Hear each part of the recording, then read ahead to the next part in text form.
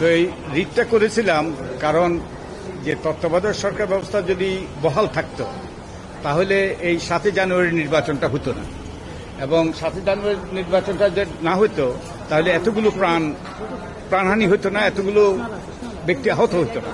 যে আমাদের যে বিয়োগান্তক ঘটনা ঘটেছে এই যে গত কয়েক সপ্তাহে, এগুলো সম্পূর্ণ এড়ানো যেত।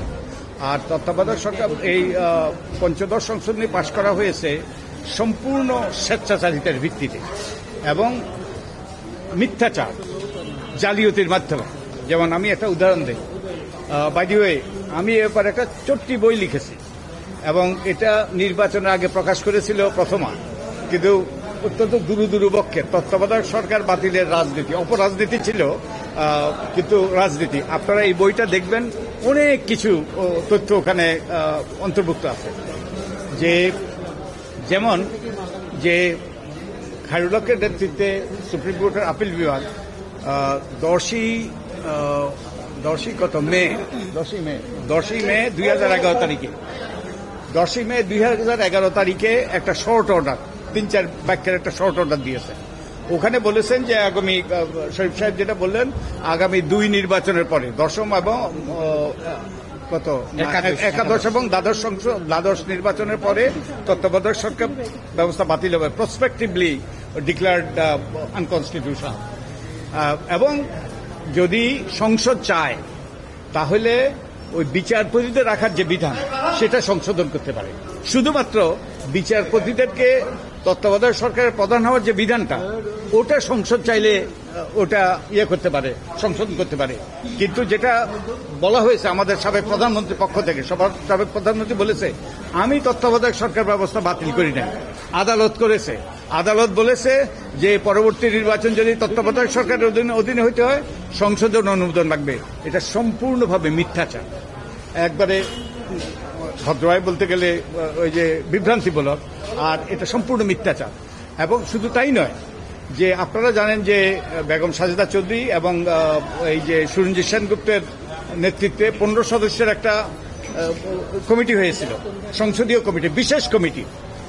এই বিশেষ কমিটি সর্বসম্মত, আমার বইতে এগুলো সবগুলো লেখা আছে, একবারে কোট করা আছে, সর্বসম্মতভাবে তারা সুপারিশ করেছিল যে তত্ত্বাবধায়ক সরকার রেখেই যেন সংবিধান সংশোধন করা হয়। শুধু তাই নয়, আমাদের সাবেক প্রধানমন্ত্রী তিনি আওয়ামী লীগের একদল নেতাকে নিয়ে সেই কমিটির সামনে উপস্থিত হয়ে একই রকম তিনি সুপারিশ করেছিলেন, 3 মাসের সময়সীমা বেঁধে দিয়ে তত্ত্বাবধায়ক সরকার রেখেই সংবিধান সংশোধন করা। তো রাতারাতি যেটা হলো যে কত 29-এ বোধ হয়, আমি তারিখগুলো মনে নাই, যে তারা যখন যে ওই কমিটি, যে বেগম সাজেদা চৌধুরী এবং সুরঞ্জিত সেনগুপ্তের কমিটি যখন তাদের সুপারিশ চূড়ান্ত করলো তত্ত্বাবধায়ক সরকার রেখেই সংবিধান সংশোধন, তারপর দিন তারা প্রধানমন্ত্রীর সাথে সাক্ষাৎ করলেন এবং সেই সাক্ষাতে সম্পূর্ণ উল্টে যায়।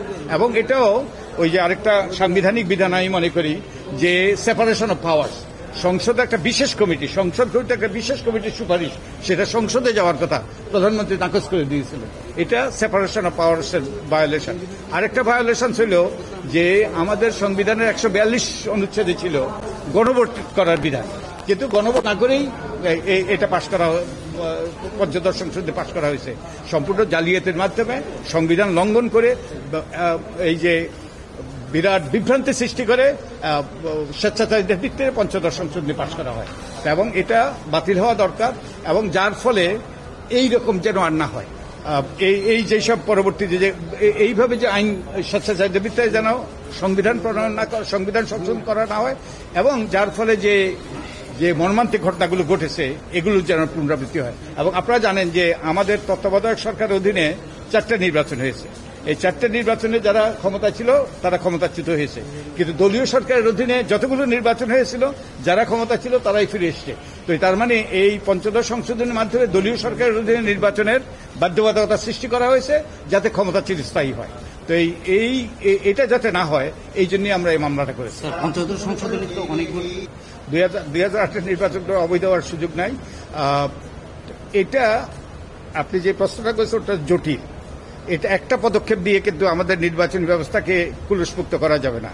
এটাকে স্বচ্ছ এবং ওই গ্রহণযোগ্য করা যাবে না। এগুলো অনেকগুলো পরিবর্তন করতে হবে। যেমন আমাদের নির্বাচন কমিশন, যেটা দুর্ভাগ্যবশত আমাদের নির্বাচন কমিশনের সদস্য এবং পক্ষপাত দুষ্ট, এবং ওইটাও কারসাজির মাধ্যমে এই নির্বাচন কমিশন নিয়োগ করা হয়েছে।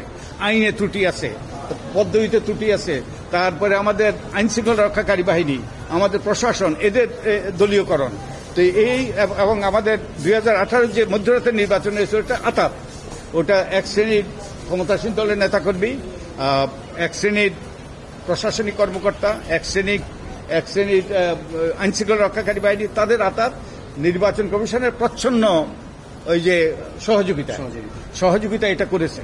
তো এর যেন পুনরাবৃত্তি না ঘটে, এরকম স্বেচ্ছাচারিতামূলকভাবে যেন আইন, বিশেষত সংবিধান কোনো পরিবর্তন করা না হয়, এবং আমরা যেন এই রকম মর্মান্তিক ঘটনাগুলো এড়াইতে পারি ভবিষ্যতে। পঞ্চদশ সংশোধনী একটা প্যাকেজ।